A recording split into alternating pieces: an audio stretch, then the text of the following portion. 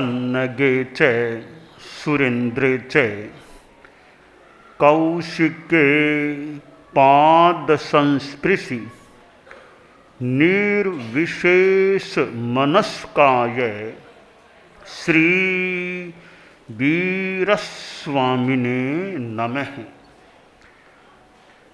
आर्हत वाङ्मय में कहा गया है, पढ़मं नाणं तओदया एवं चिट्ठै सव्व संजये अन्नानि किं काशी किं वा नाशी इच्छेय पावगम। अध्यात्म के क्षेत्र में और व्यवहार के क्षेत्र में भी ज्ञान का बहुत महत्व है। सम्यक ज्ञान प्राप्त होना एक उपलब्धि होती है। कोई भी कार्य करना हो, उस कार्य के संदर्भ में सम्यक ज्ञान होता है, तो उसके अनुसार कार्य किया जाता है तो कार्य का सम्यक संपादन हो सकता है। आचरण से पूर्व उस आचरण के संदर्भ में ज्ञान सही होना अपेक्षित होता है। संतों को मुंबई के बाद कोंकण होते हुए पिंपरी चिंचवड़ आना था। मार्ग का पहले ज्ञान हुआ, निर्धारण हुआ, उसके अनुसार क्रियान्विति हुई, गति हुई, तो संत लोग पिंपरी चिंचवड़ पहुंच गए। ज्ञान सम्यक नहीं होता, दूसरा कोई रास्ता ले लेते तो और कहीं भले पहुंच जाते, पिंपरी चिंचवड़ नहीं आता। तो यह व्यवहार की बात है। अध्यात्म के क्षेत्र में भी सम्यक ज्ञान आवश्यक है। अहिंसा क्या है, मोक्ष क्या है, धर्म क्या है, वो पहले ज्ञान सम्यक हो। तत्व क्या है, नव तत्व क्या है, यह ज्ञान सम्यक होता है, फिर सम्यक क्रियान्विति होती है, तो लक्ष्य की प्राप्ति हो सकती है। ज्ञान को प्रथम स्थान दिया गया क्योंकि क्रिया से पहले ज्ञान चाहिए। तो पढ़मं नाणं तओदया, पहले ज्ञान फिर दया यानी आचरण होना चाहिए। ज्ञान पूर्वक क्रिया होती है, वो सम्यक प्रवृत्ति क्रिया हो सकती है। ज्ञान और आचार दोनों का समन्वय, दोनों का संगम होना आवश्यक है। ज्ञान अलग है, आचार अलग है। ज्ञानानुरूप आचार नहीं है। इसका मतलब दोनों में अलगाव है। बच्चे से पूछा गया कि तुम्हारे माता पिता कौन हैं, माता पिता कहाँ हैं? तब बच्चा बोला कि आपने पूछा है कि माता पिता, संयुक्त रूप में पूछा होगा, माता पिता कहाँ है? इसका उत्तर मेरा यह है कि मेरे माँ भी है, मेरे पिता भी हैं, पर संयुक्त रूप में माता पिता नहीं है। क्यों? कि डाइवर्स हो गया है। माँ अलग रहती है, पिता अलग रहते हैं, दोनों में कोई संपर्क संबंध नहीं है। तो मेरे माँ भी है, पिता भी हैं, पर संयुक्त रूप में माता पिता नहीं है। यह अलगाव है।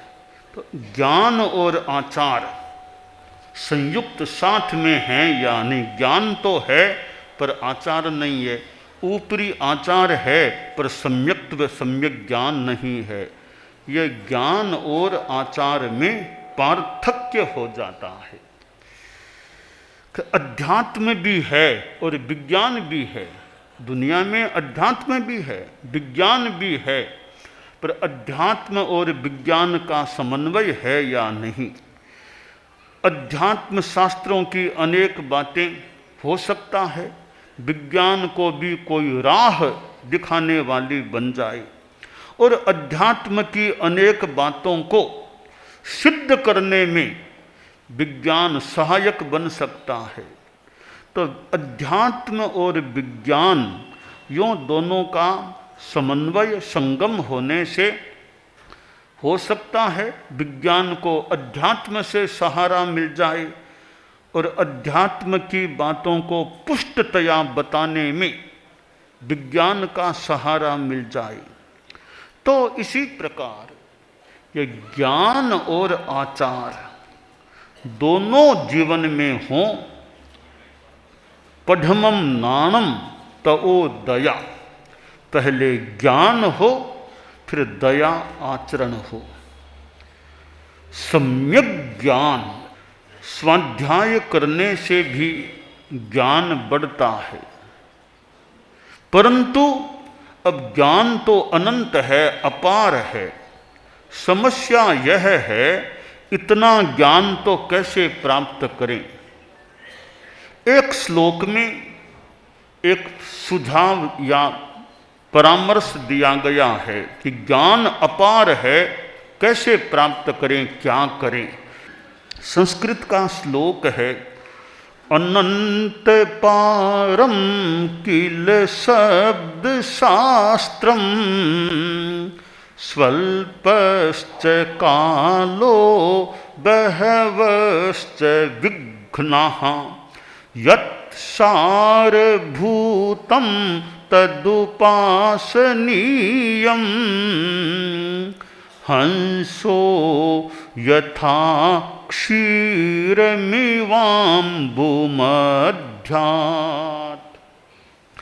कि ज्ञान का तो कोई शब्द शास्त्र का यानी ज्ञान का आर पार नहीं है, अपार ज्ञान है।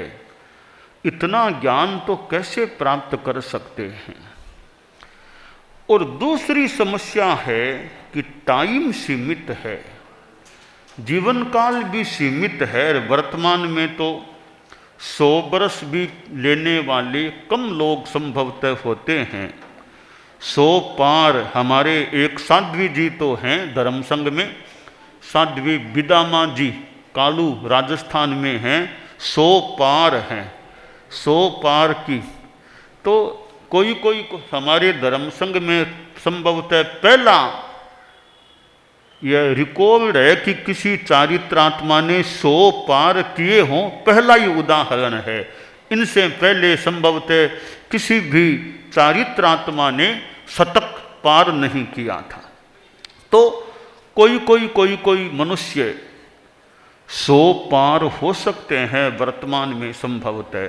ज़्यादातर लोग 100 के भीतर पर भव पथगामी बन जाते हैं।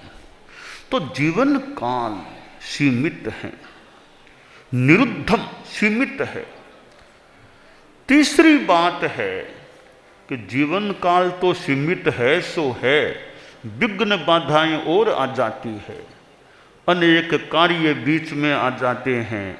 शारीरिक कोई बाधाएं आ जाएं तो ज्ञान प्राप्ति में अवरोध आ सकता है। तो 3 बातें हो गई। ज्ञान शब्द शास्त्र कहा गया अपार है, दूसरी बात समय सीमित है, तीसरी बात विघ्न बाधाएं बहुत आ सकती हैं। ये 3 स्थितियां हैं। अब क्या करें। तो सुंदर एक दिशा निर्देश दिया गया, यत् सारभूतम तदुपासनीयम। कि सारे ग्रंथों को पढ़ना मुश्किल है, सारभूत उसको ग्रहण कर लो। हमारे संत लोग हैं, चारित्रात्माएं साध्वियाँ, ठीक है, यूँ तो बहुत ग्रंथ हैं, आगमों को पढ़ लो और भी कुछ ग्रंथों को पढ़ लो, आगम भी सारे याद होने भी मुश्किल हैं, कुछ याद कर सको तो कर लो।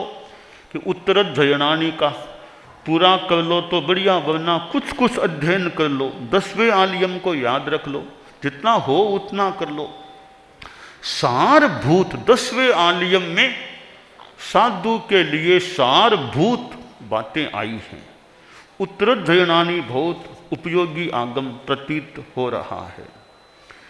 अब सारभूत का हम उदाहरण लें तो संयम भव, जैन शासन में महान श्रुतधर और श्रुत केवली संयम भव, उनका वो शिष्य मनक जो संसार पक्षीय बेटा था, उसको दीक्षित कर दिया गया। अब संयम भव ने सोचा, ज्ञान से जाना, इसका आयुष्य बहुत थोड़ा है, थोड़े से काल में सारा इतने शास्त्रों को कैसे पढ़ पाएगा, सारभूत खास खास बात जान ले। तो एक नया आगम निर्यूढ़ किया।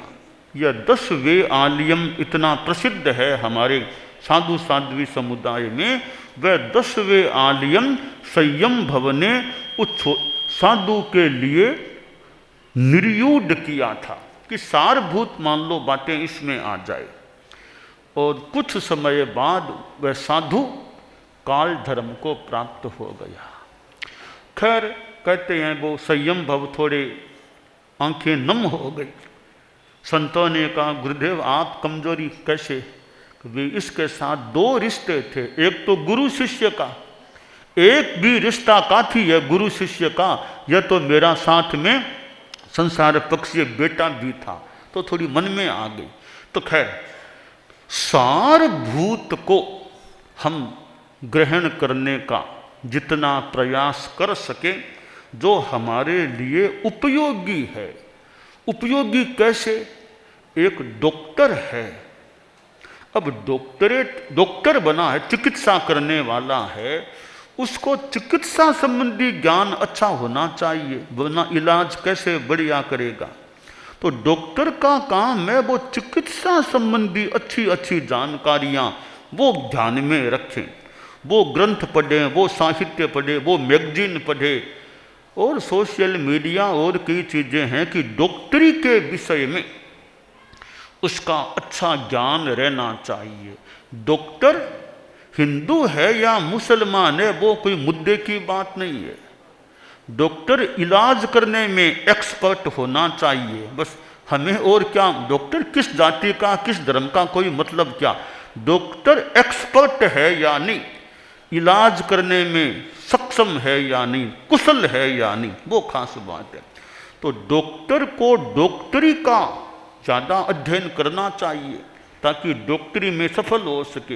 एक वकील है वो डॉक्टरी के ग्रंथों को भले न पढ़े पर वकालत संबंधी कानून संबंधी वो किताबें वो पढ़ता रहेगा तो वो कानून संबंधी ज्ञान उसका ताज़ा फ्रेश रहेगा, तो वो वकालत में सफल हो सकता है। कोई पढ़ाने वाला प्रोफेसर है, प्राध्यापक, वो अपने विषय में निष्णात चाहिए, और विषयों में निष्णात न भी हो, अपने विषय में निष्णात हो, वो पढ़ता रहे, अध्ययन करता रहे। कोई संस्कृत का प्राध्यापक है तो वो अंग्रेजी का भले ज्ञान ज़्यादा है, संस्कृत का उसको अच्छा ज्ञान हो, ऐसी व्याकरण है और है, पढ़ता रहे, संस्कृत के संपर्क में रहे, नया नया अध्ययन करता रहे, तो संस्कृत का ज्ञान उसका मजबूत रह सकेगा। तो ये तो सारभूतम तदुपासनीयम, इसका मतलब क्या? अब यूँ तो कौन सा ज्ञान, निस्सार ज्ञान तो किसको बोले, मेरे लिए कौन सा ज्ञान ज़्यादा सारभूत है वो मैं, हमारे संत लोग हैं। अब ये डॉक्टरी के सारे ग्रंथ पढ़ें वो कोई खास बात नहीं है, ये वकालत के ग्रंथों को पढ़ते रहें कोई इतना जरूरी नहीं है, ये फाइनेंशियल आर्थिक अर्थनीति के कुछ ज़्यादा पढ़ें इतना जरूरी नहीं है। तुम्हें शास्त्रों का तो कुछ ज्ञान होना चाहिए ना, धर्म के बारे में तो ज्ञान होना चाहिए। जैन धर्म में हो, तुम्हें जैनिज्म का थोड़ा ज्ञान हो, अच्छा ज्ञान हो, तुम्हें तेरा पंथ के बारे में, तुम तेरा पंथ में हो, वो तुम्हें जानकारी हो, और गृहस्थों को क्या धर्म की बातें बताना वो तुम्हें ज्ञान हो, तो साधु को धर्म संबंधी ज्ञान वो परफेक्ट हो, अच्छा हो, तो वो गृहस्थों के साथ भी अच्छा न्याय कर सके बताने में।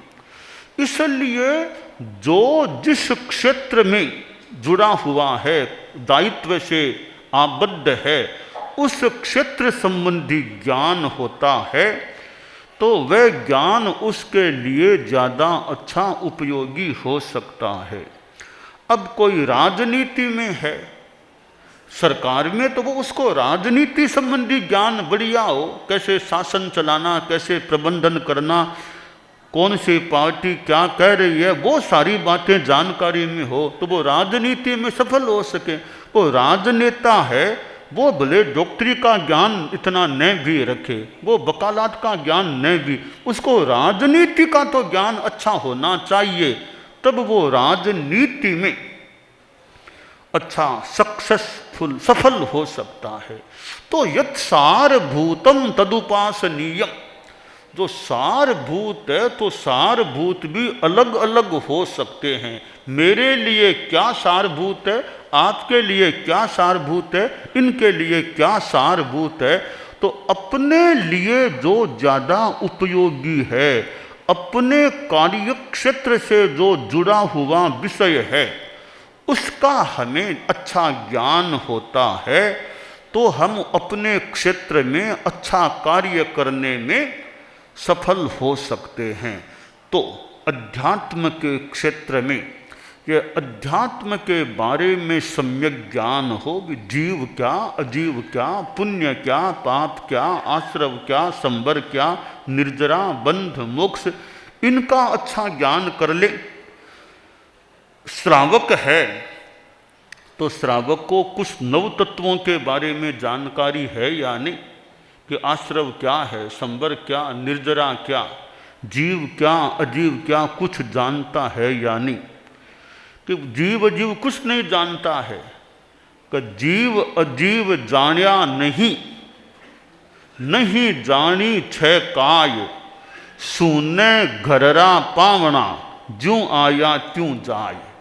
जीव अजीव जानिया सही, सही जानी छह काय, बस तय घररा पावना, मीठा भोजन खाए। कि श्रावक है कि जीव अजीव में तो कुछ नहीं जानता, क्या सामायिक कर, क्या आश्र, कुछ नहीं जानता, कि वो सूने घर के पाहुणे के समान है। कोई आदमी जाए, सूने घर में जाए, वहाँ कौन आव भगत करेगा, कोई है ही नहीं घर में, कौन आव भगत करेगा। कोई बसता घर है, रिलेटिव हैं आपके, वहाँ जाएंगे तो कोई भोजन करा दे, आव भगत भी कर दे। तो बसते घर में जाएंगे तो आतिथ्य हो सकता है, वो भी कुछ प्रेम वाले संबंध वाले हैं तो विशेषतया। इसलिए कि जीव अजीव आदि का सम्यक ज्ञान शास्त्र में कहा गया, जो जीवे भी बियान आई, अजीवे भी बियानई, जीवा जीवे बियानंतो सोहु नाहि संजमम। जो जीवों को जानता है, अजीवों को भी, जीवों को भी जानता है, जीवों अजीवों दोनों को जानने वाला संयम को जान पाएगा। तो यह सम्यक ज्ञान की बात है। हम धर्म के संदर्भ में यथार्थ बोध करने का प्रयास करें। भगवान महावीर से जुड़ा हुआ जैन शासन, और जैन शासन में अपना जो तत्व ज्ञान है, और फिर जो आचार की बातें भी हैं, और फिर जैन शासन में हमारे धर्म संघ में प्रथम गुरु आचार्य भिक्षु हुए, उनकी आचार्य परंपरा, फिर आचार्य श्री तुलसी जिनको हमने देखा है, चरणों में नमन किया है जिनके, फिर आचार्य श्री महाप्रज्ञ जी जिनका पादस्पर्श किया है। तो ऐसे हमारे गुरु, हमारी गुरु परंपरा में अतीत में जो हुए हैं। तो हमारी एक ज्ञान परंपरा है, ग्रंथ भी हैं, भिक्षु स्वामी के कितने ग्रंथ हैं, जयाचार्य के ग्रंथ हैं, और भी हमारे गुरुदेव तुलसी का कितना साहित्य है विभिन्न विषयों, आचार्य श्री महाप्रज्ञ जी का, और हमारे आगम को तो एक तरह से सर्वोपरि मान लें जो वाङ्मय है। तो ऐसे शास्त्रों ग्रंथों का स्वाध्याय करने से भी हमें ज्ञान की संप्राप्ति हो सकती है। ज्ञान देने वाला कोई मिल जाए, ज्ञान लेने वाला मिल जाए, साथ में पुस्तक आदि की सामग्री मिल जाए, प्रतिभा हो, तो बहुत ज्ञान का विकास प्रयास करने से हो सकता है। कि सामने दर्पण है, कि दर्पण है, चेहरा देखने वाला अंधा आदमी है, खुद अंधा है, उसको क्या चेहरा दिखेगा? दर्पण तो है सामने, तो देखने वाला आदमी अंधा है तो दर्पण के सामने खड़ा हो जाएगा, तो दूसरे तो भले उसके चेहरे को देख लें, खुद अपने चेहरे को नहीं देख पाता। और आंखें तो है पर दर्पण नहीं है, तो चेहरा कैसे दिखे?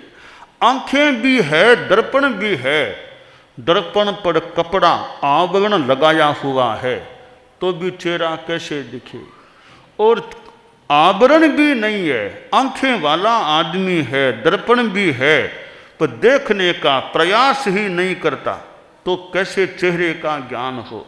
श्लोक में कहा गया, श्लोक है, यस्य नास्ति स्वयं प्रज्ञा शास्त्रम तस्य करोति किम लोचनाभ्याम विहीनस्य दर्पणः किम करिष्यति। खुद की प्रज्ञा नहीं है तो शास्त्र तो पढ़े हैं, पढ़ना जानता नहीं, कह गए जानता नहीं, प्रज्ञा है नहीं, तो शास्त्र पढ़े हैं तो शास्त्र कैसे कितना क्या भला आदमी का कर पाएंगे? तो दर्पण तो पड़ा है पर आंखें नहीं है, दर्पण क्या दिखा पाएगा? तो हम सम्यक ज्ञान प्राप्त करने का, जीव अजीव नव तत्वों को श्रावक लोग भी समझने का, जानने का, आचार्य श्री महाप्रज्ञ जी की पुस्तक जीव अजीव पुस्तक, ऐसी किताबें पढ़ने, कोई जानकारों से समझें बात को, तो अच्छा ज्ञान का विकास यथासंभवतया हो सकता है। दानान सिद्धम अभयपयाणम सच्चेषु या अणवज्जं वयन्ति तवेषु या उत्तम बंभचेरम लोगुत्तमे समणेनाय पुत्ते।